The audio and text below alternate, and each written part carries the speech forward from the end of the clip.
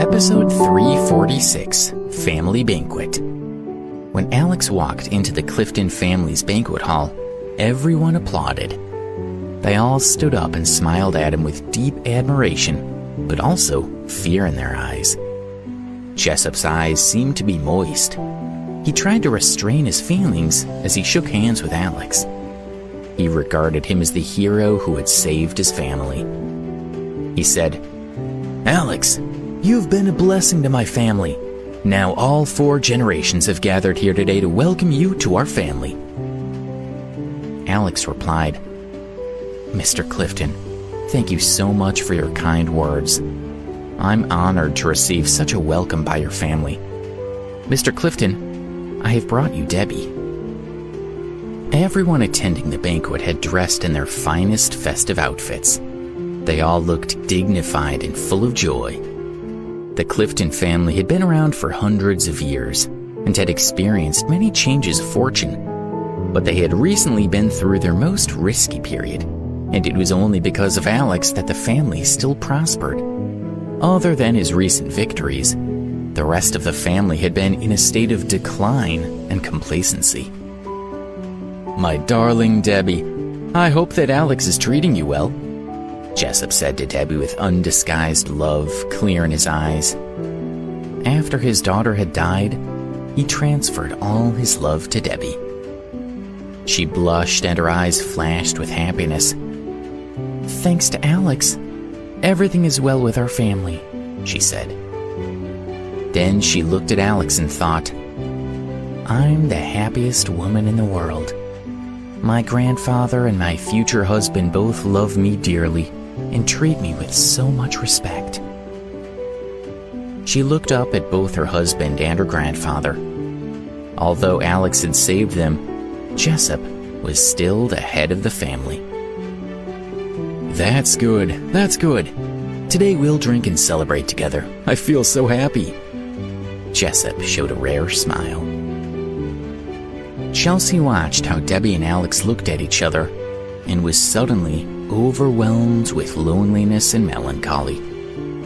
She told herself, "I'm finally out of my police uniform and all dressed up in my favorite dress, but who is it for? I can't help but feel sad."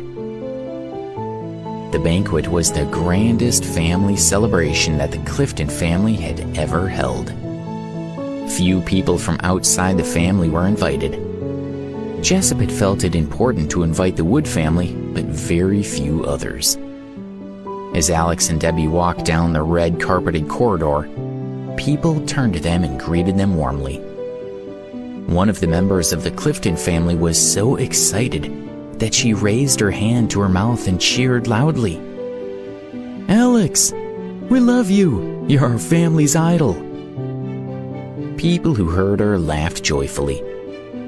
Another woman said with a smile, "Zelda, be careful what you're saying. Remember your husband. He won't be happy with you for talking that way with another man." "I just said what everyone's thinking. My husband won't be angry," Zelda replied. She was shrewd but believed in speaking her mind. She didn't want to conceal her appreciation of Alex. "Alex, I'd like to shake your hand," a young man said seriously as he stretched out his hand. Naturally, Alex didn't refuse, and they shook hands earnestly until other people watching started reaching out their hands, and Alex happily shook them. He didn't know who most of the people were, but they were all polite and friendly to him. Jessup laughed, but he didn't stop him. His usually cold face was smiling from ear to ear in genuine happiness. He thought, "Young people have their way of doing things. Let Alex feel how grateful the Clifton family are to him. I will leave the burden of running the Clifton family to him one day." As Alex and Debbie approached him, Jessup cleared his throat and said, "Today, we're holding a banquet to celebrate Alex's victory for our family. If it hadn't been for him, our family would no longer exist. I therefore ask you all to put your hands together in both respect and gratitude for Alex and Debbie. This banquet is in their honor.